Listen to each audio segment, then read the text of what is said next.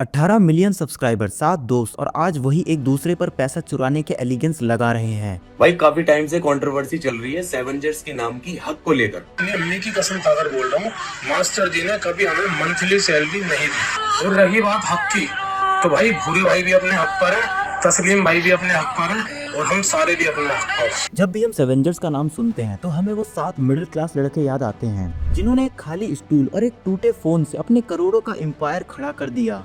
अरे भैया चुप हो जा, मास्टर जी निकालेंगे कोई जुगाड़। जी सर, बिंदास रोते हैं, डेली रोते हैं सर। मेरी क्लास में 3 लड़के बता देना मौत मैयत लड़की की विदाई में चाहिए हो तो। जोश टॉक के मंच पर पैसे से बड़ा परिवार की जो बातें की गई थी वो सुनने में अच्छी लगी, लेकिन क्या हो अगर मैं आपसे कहूँ कि इस परिवार के अंदर का सच, अंदर की कहानी किसी कॉर्पोरेट ऑफिस से कम नहीं लगती।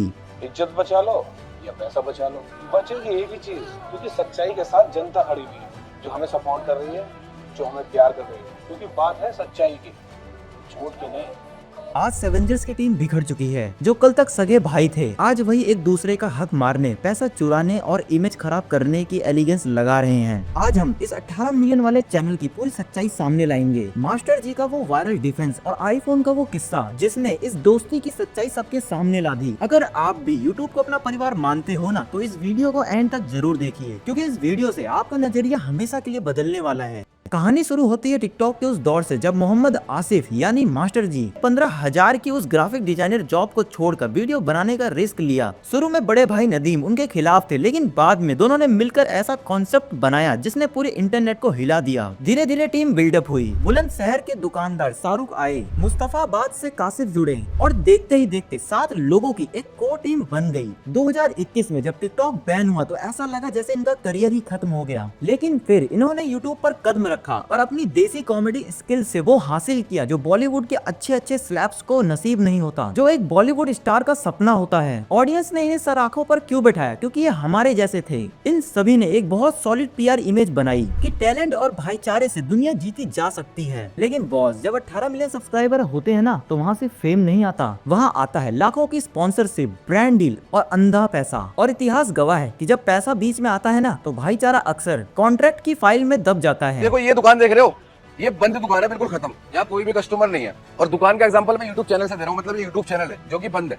अब इस पे टीम बनती है, फिर इस दुकान को वो टीम ऐसे से ऐसा बना देते हैं भाई, ऐसा, और ये दुकान चलने लगती है बहुत अच्छी, यहाँ से पैसा आने लगता है बहुत अच्छा। अब 2 लोगों के मन में लालच आता है, शैतानी वसवसे उनके दिमाग में घुसते हैं, यार एक काम करते हैं, सबको बांट के देंगे, नुकसान होगा तो क्यों ना एक काम करें, बाकी के टीम मेंबर्स को एक और दुकान देते हैं अलग से और ये करते हैं अपनी तरफ। बहला के फुसला के शफकत का हाथ रख के फाइनली भाई कामयाब हो गए और ये दुकान सेवेंजर्स की सेना के नाम से लोगों को बनाकर दे दी गई। और ये दुकान नहीं, मैं यूट्यूब चैनल की बात कर रहा हूँ। ये सेवेंजर्स की सेना और वो सेवेंजर्स, एक तो गली में मतलब इसे कोई नहीं जानता, उसको सब जान चुके थे, सभी लोगों ने उस पर मेहनत करी थी, वो चमक चुका था। तो अब आप मेरे को एक चीज बताओ, 2 दुकान है, एक आगे है एक पीछे है, मेरे को कोई चीज खरीदनी है, जब आगे वाली दुकान पे मेरे को सारी चीजें मिल जाएंगी तो भाई मैं पीछे क्यों जाऊंगा लेने के लिए? नहीं समझे?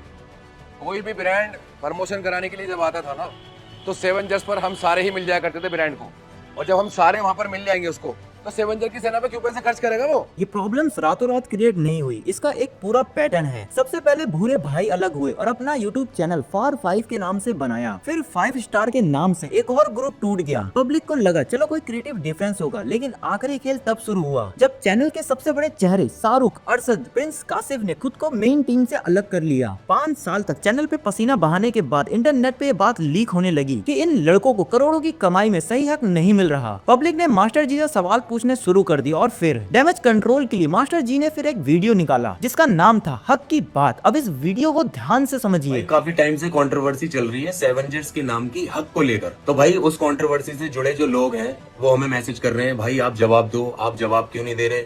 और काफी लोग हैं जो सजेशन दे रहे हैं कि भाई आप ऐसे कर लो, वैसे कर लो। तो भाई देखो, हमें जो लगता है, देखो ईद आने वाली है भाई, पूरे रमजान हो गए इस चीज को चलते चलते, लोग भी परेशान हो रहे हैं, हम भी परेशान हो रहे हैं, और हद तो तब हो गई जब हमारे ही लोग आपस में ना लड़ भी रहे हैं एक दूसरे से हमारे मसलों को लेकर। तो भाई देखो, हमें ये लगता है हमें जो करना चाहिए, हमें यार एक साथ बैठना चाहिए। अगर ये मसले हमारे हैं तो इनमें लोगों को परेशान नहीं करना चाहिए। ठीक है, बहुत हो गया, कभी कंट्रोवर्सी करी नहीं थी, हम तो यहाँ पे लोगों को हंसाने आए थे। बिल्कुल ये बिल्कुल अपोजिट चीजें हो रही है, हमें पसंद नहीं। कीचड़ उछालना अच्छा नहीं है, बैठ के बात करते हैं। अगर आपका कुछ हक होगा हम पर, आप ले जाना, और हमारा जो हक होगा तुम पर वो दे जाना। उसके बाद मिलकर इंशाल्लाह ईद मनाएंगे। जैसे पहले बैठते थे इस ऑफिस में, ठीक है, ऐसे ही आ जाओ, बैठ के बात करते हैं, इंशाल्लाह फिर साथ में मिलकर ईद मनाएंगे। ये कोई नॉर्मल सफाई नहीं थी, ऐसा लग रहा था जैसे सिर्फ इमेज बचाने की प्लानिंग हो। आसिफ ने पैसे या रिवेन्यू शेयर पर कोई ठोस बात नहीं की, इसके बजाय उन्होंने सारा ब्लेम अलग हुए लड़के पर डाल दिया कि उनमें स्टार सिंड्रोम आ गया था और वो घमंडी हो गए थे। ब्लेम ये था कि वो काम कम करते थे और अपने आइडिया भी नहीं लाते थे, और अब वो मार्केट में आकर पूरी टीम की इमेज खराब कर रहे हैं। अब जरा सोचिए, जोश टॉक्स में यही लीडरशिप की कहानी थी कि हमें किसी को नीचा नहीं दिखाना, लेकिन जब अपने ही भाई ने पैसे का हिसाब मांगा तो वो कमजोर और घमंडी हो गए। ऑडियंस बेवकूफ नहीं है, उन्होंने डबल गेम तुरंत पकड़ लिया। फिर सबूत सामने आया जिसने मास्टर जी के डिफेंस को पूरी तरह तोड़ दिया। अगर आप किसी को सच में भाई मानते हो तो उसको दिए हुए गिफ्ट के पैसे मांगोगे। रिपोर्ट्स और वायरल कमेंट्स के according team member Prince Kashif को लीडरशिप ने एक आईफोन गिफ्ट किया था। आपके लिए मजाक कर रहे हो क्या? अरे आजा आजा भाई, आजा आजा आजा आजा आजा आजा आजा।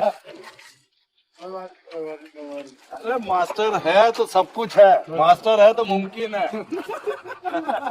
कैमरे पर ये एक बहुत बड़ा पीआर स्टैंड था कि देखिए हम अपनी टीम से कितना प्यार करते हैं, लेकिन एक रियलिटी चेक दूं, जब कासिफ ने अपना हक मांगा और टीम से अलग होने का फैसला किया तो ब्लेम लगा कि लीडरशिप ने यानी मास्टर जी ने उस गिफ्टेड आईफोन के पैसे मांग लिए। ये छोटी बात नहीं है, ये इस बात का सबसे बड़ा सबूत है कि सेवेंजर्स में कभी कोई पार्टनरशिप थी ही नहीं। 18 मिलियन वाले इस चैनल में कोई लीगल कॉन्ट्रैक्ट या इक्विटी शेयर नहीं था। इन लड़कों को पार्टनर नहीं बल्कि डेली वेज वर्कर या एम्प्लॉय की तरह रखा गया था। जब आप बॉस की हाँ में हाँ मिलाओगे तो आपको गिफ्ट मिलेंगे, और जिस दिन आपने कंपनी से अपना शेयर मांगा उस दिन आपसे वो गिफ्ट भी छीन लिया जाएगा और आपको स्टार सिंड्रोम का एक मरीज बता दिया जाएगा। अब आते हैं कड़वी सच्चाई पर, जो शायद आपको बुरा लगेगा। इस पूरी कंट्रोवर्सी में सिर्फ मास्टर जी या कासिफ की गलती नहीं है, सबसे बड़ी गलती हमारी भी है। हम इंडियन ऑडियंस इमोशन के भूखे हैं। जब हम स्क्रीन पर 7 लड़कों को हंसते देखते हैं तो हम मान लेते हैं कि ये असल में जय वीरू हैं। हम ये भूल जाते हैं कि यूट्यूब कोई धर्मशाला नहीं है, ये करोड़ों रुपयों का बिजनेस है। यहाँ प्रॉब्लम ये नहीं है कि मास्टर जी बिजनेस कर रहे थे, प्रॉब्लम ये है कि उन्होंने अपने इस बिजनेस को फैमिली का नाम देकर हमारे इमोशंस के साथ खेला। पर क्रिएटर्स ऐसा क्यों करते हैं? क्योंकि हमें ये फेक भाईचारा देखना पसंद है। हमारी वजह से क्रिएटर्स सालों तक स्पॉन्सरशिप बचाने के लिए उस झूठ को जीते रहते हैं। कॉर्पोरेट कंपनी का एक सीधा सा रूल है, अगर आप किसी कंपनी को जीरो से उठाकर बिलियन डॉलर्स की कंपनी बना देते हैं तो आपको उस कंपनी में इक्विटी यानी शेयर मिलता है। लेकिन क्रिएटर इकोनॉमिक की इस अनफिल्टर्ड दुनिया में कोई पेपर वर्क नहीं होता। हिस्सेदारी के नाम पर आपको मिलता है सिर्फ एक आईफोन, जिसके पैसे भी जाते वक्त आपसे ही मांग लिए जाते हैं। सेवेंजर्स की स्टोरी पूरे क्रिएटर इकोनॉमिक के लिए एक अलार्म है। सिर्फ टैलेंट और वायरल होने से बिजनेस नहीं चलता। जब तक कागजों पर कॉन्ट्रैक्ट नहीं होगा तब तक पहले दिन से पैसे का बंटवारा ट्रांसपेरेंट नहीं होगा।